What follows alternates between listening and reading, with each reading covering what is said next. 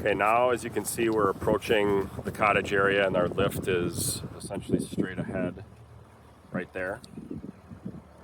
And what we're going to do here is it's all about alignment for getting the boat back into the lift. So you're going to want to try to go as straight on as you possibly can at a slower rate of speed, paying attention to wind and other factors. Make sure you're clear around you as you pull in. But now we're going to do that. So we're just going to approach the lift straight on. You can see that it has boards that go underneath the center of the boat. So you're just going to want to try to align as best as you possibly can.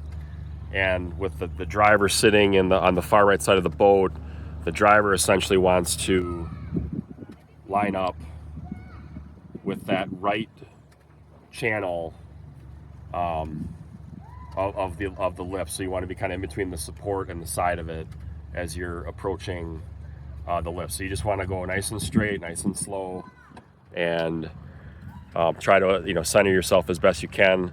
The boards underneath are spaced, so they kind of act as a guide. So you don't have to be absolutely perfect, but you're going to want to try to align as best as possible. So you can see she basically has it at the minimum speed right now, almost in neutral, but not quite. We're still moving forward.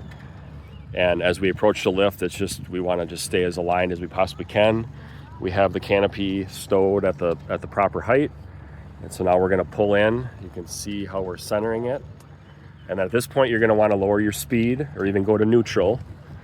And then we just got centered in. And at this point, you can either have a person kind of grab one of the edges like I'm doing here. If someone's positioned here, they can grab some of the supports, things like that, to slow you down. Or you can always, as the driver, if you need to, kick it into reverse to slow yourself down. Make sure you always have it turned off when you're going to exit the boat or lift the boat up. Yep. So make sure that the key, now we still have that clip that's in place, but at this point the key is turned off. And then you can see that there are supports in the front that will act as a little bit of a buffer, or a bumper, excuse me, but you don't want to crash into them if you can avoid that. So before you actually lift up, you can kind of center the boat as best as you possibly can. And then make sure to take the key out. Yep, take the key out, take it with you. You can operate the door just like this, lifting from this side. And it's actually pretty well positioned where the door should just kind of take you just to the side of where the motor and the battery is located, so you can just simply step off. From here, the canopy, again, is at the proper height. It can be all the way down or there. It cannot be any higher than that. Otherwise, it's just simply not going to clear. But at this point, we have all the things off. The key is out. The driver now has the key with them. And actually what she started to do now, even while I'm on the boat, is she's pushing the up button on the fob, and the center supports of the lift are now centering the boat and applying enough pressure where the boat will lift up, and essentially that is securing it. So there's nothing else that you need to do to secure it other than just simply raise up the lift. And as it's raising, and you're going to want to try to hold it and try to keep it centered, because it's still floating. It can move around quite a bit. So you're going to want to essentially stand here with the fob and then wait for the lift to actually support. You don't want many. You can have about 1 or 2 people while it's lifting up. Yep. Which weight? Right. You do not want to have multiple people on the boat while it's lifting. That's why I'm going to hop off in a second. But this is a way that you can, as I hop off, again, she continues to hold down the up button on the fob, and you can see that the motor is turning and lifting up the boat. You can start to see the engine kind of come out of the water. And now if you're going to take the boat back out, even the next day or whatever, if you're not fully done with it, you can leave the canopy at this height. You can see that there's still some clearance, but you're going to want to pay attention to that as you lift up. We can't really go much further before the canopy is going to hit. So this is about the time where we can go up a little bit further than that. And now the engine... Now you see that back flap just above the motor. Yep. You want to make sure that that's over either like level with the water or above Right. the water? It's okay if the engine's in the water, but you just want to make sure that obviously the boat can't go anywhere. It's mostly out of the water, and that you've got enough clearance right there.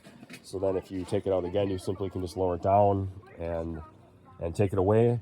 When you're fully done with the boat, when your stay is over, you're going to want to put the canopy all the way down. This means Yep. taking this one out Which- and letting it rest Correct. on those seats. So you want to disconnect this part here, and you want to put this all the way down, and then that way too you can actually raise it up about another foot or so, and you want to raise up the boat as high as you possibly can, that nothing is touching the canopy of the lift, but the boat is out of the water as much as possible. That's going to help with if there's weather coming in or anything like that, that it does not, the boat doesn't get wet. So that's another thing you could pay attention to during your stay, is if it looks like there might be bad weather, you might want to put the canopy all the way down and then raise the boat up as far as you can, almost as if you're leaving, so that the weather can't come in and get the boat all wet and things like that. So Also, you don't want to just set your key right here. You want to make sure you bring it inside Yep. in a place that you will remember. So it might be you tell another person to make sure that they remember too, because Yep. you don't want to lose this. yep, it's got the boat key, a float, and then the fob as well. It's all together. So that is how you operate the lift and park the boat. If you're using the boat and you run out of gas, or you're nearing empty on the gas gauge on the boat, the gas tank is actually located right near the back. If you can see that